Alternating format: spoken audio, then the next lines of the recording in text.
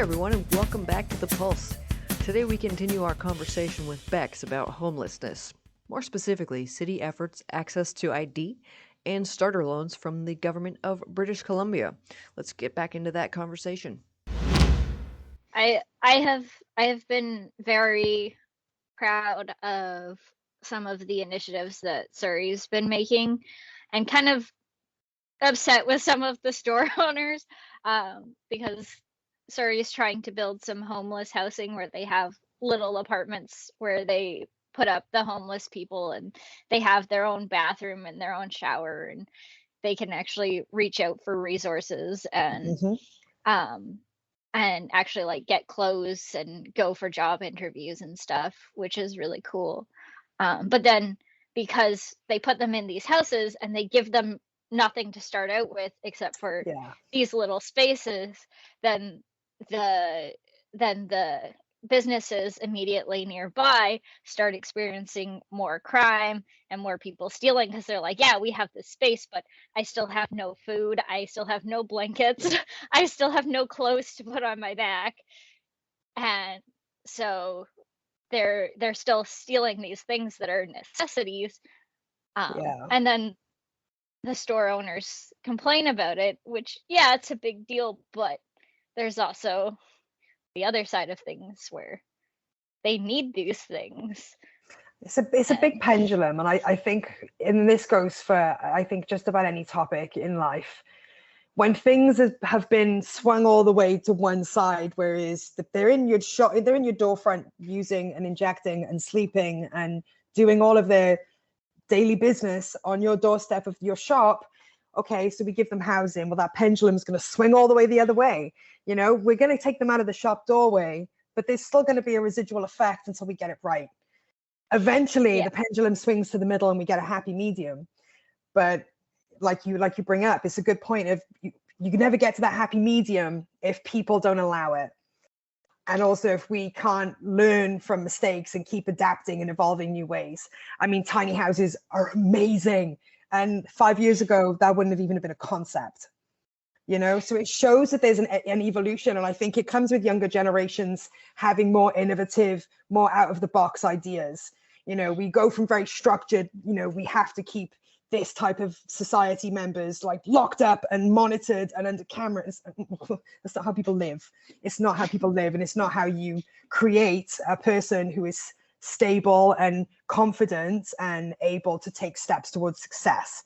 That's how you create people who are fearful and paranoid and, you know, scared of authority. So it takes, you know, it's kind of the boomer versus Gen Z. Somewhere we're just dragging the concept of homelessness into the light, and through ways like this, you know, people have to realize that everyone is a paycheck or two away from a bad situation. You know, everyone is a paycheck or two away from having their gas or their electricity cut off, which then leads to robbing the rent to pay the utilities, which then leads to landlords kicking you out because, you know, you missed a payment.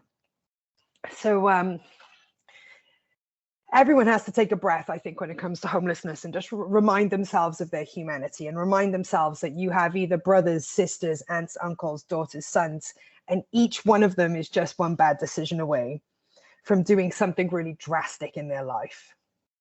And I honestly think that when people are put into things such as tiny homes, generally you need a support worker to get you to that point. If you're going to leave the streets or leave a shelter and get into any kind of housing, there has to be a member of staff in the middle there who is going to help you move from point A to point B. Do your paperwork, make sure you're accessing resources, but more importantly, moving you with resources. For people to have been shifted into a tiny home, it's kind of like, yay, that's really great. But then you're dropping them on their face and setting them up for failure. How people are being transitioned with, you know, without adequate things, because there are resources out there. There's an Alliance Church in Vancouver. You can go and make an application there, and you can ask for like a starter kit. You go with a list of the things that you feel you need. The church there will do its best to either thrift it, gather it, or, you know, try and get some funds towards helping you get it. You're not going to Oh, get that's everything. fantastic. Again, if you don't know the resources are out there, you're never going to have access to them. And Yeah. I was talking with one lady. One day I went into the dollar store right across from where they had set up some of these little houses, and she had been put up in one of these houses, and she was still on the streets, like panhandling for money, and she got into the dollar store and she managed to pick up a few things, but she didn't have the money for everything that she needed. And she had a dog, and she was like, I don't know if I can pay for my dog's food.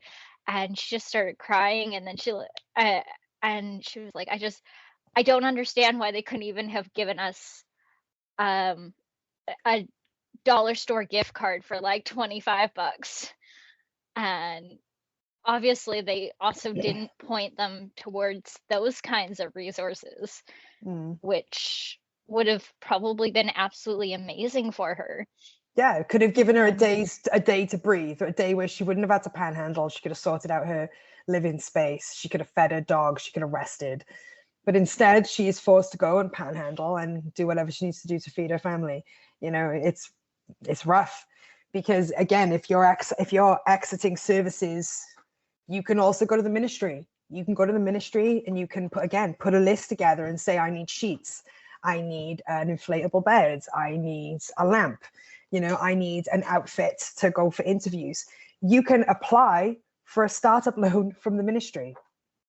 You know, there are many thrift stores that if you go in and say, I need an outfit, I'm homeless or I'm low income, I need an outfit to go for an interview, the thrift stores will give you one. You know, but again, if you don't have a member of staff or a support worker, this is why it's so difficult. The homeless sector is so difficult because there isn't enough people. There isn't enough people to match the amount of people there are who need help. There also isn't enough housing, not even close, not even remotely is there enough housing that is affordable. Like, so we can smash housing up, the housing still needs to be affordable. You know, nobody can go from the street and go and acquire a job and save money and sleep on the street and not wash and not have, you know, access even to their ID. Most people who live on the streets cannot gain access to services because they don't have their ID. There's not that many places you can keep your wallet, you know, and there is a lot of options for people to rob you. And there aren't many people who have a wallet who live on the streets. And if you don't have a wallet, you don't have a bank card, you don't have your birth certificate, you need a birth certificate to access your benefits. So if you have to go through the process of going to the ministry to apply to get your birth certificate, generally you will need a staff member to write you a support letter to say, yes, this person is this person, I'll vouch for this person. And then you hope that that is enough for you to acquire a birth certificate copy. Once you have a copy, it's still not a photo ID. So then you still have to then arrange an appointment through, again, services to get them to pay for your BCID, because even $25 is a lot of money, you know? So you've got to get someone who's willing to vouch for you, write you a letter to acquire your birth certificate, which that's a process right there. That's a few weeks, and especially during COVID. So what are you doing for those few weeks? You now still have no way of acquiring benefit. You have no way of acquiring BC or ministry rent payments.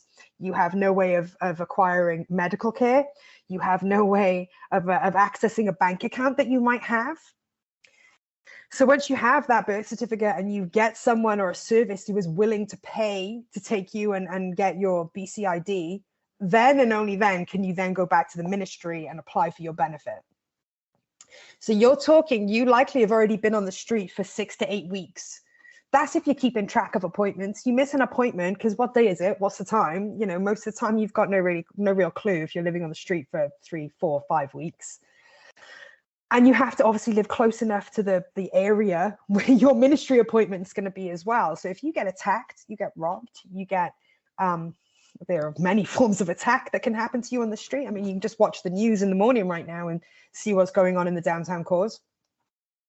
If, you know, you get attacked and you don't feel safe staying in the middle of Vancouver, say, where there's a large population of extreme homeless, then what? Because then you've traveled outside of your area. Now you have to find a way of traveling back. So you're either hopping buses, which is not an easy thing to do, hopping trains, which can lead you to being arrested, or you're walking, which can take you many days. So there's no easy path. My best advice is do your best to not be homeless, because there is no easy or safe path to get from point A to point B yet, because we have not evolved to removing enough stigmatism from the concept of homelessness. Not all people are drug addicts and choose to be homeless. A lot of people have mental health issues, and I would say most of the people who have landed in a homeless situation is either finances or mental health or toxic relationship. They're your pillars, they're your foundation of the reasons why people become homeless. And it's a rarity. Is it by choice? And if it is by choice, that choice was probably made through mental health. Keep getting heavier. That's it for today's episode. Next week, we finish our conversation with Bex about the reality of shelters, tent cities, and resources in Canada. As always, if you have questions you'd like to discuss, or if you want to be a guest on the show, send an email to voa@pacificautismfamily.com. We look forward to hearing more of your great questions. And thanks for listening.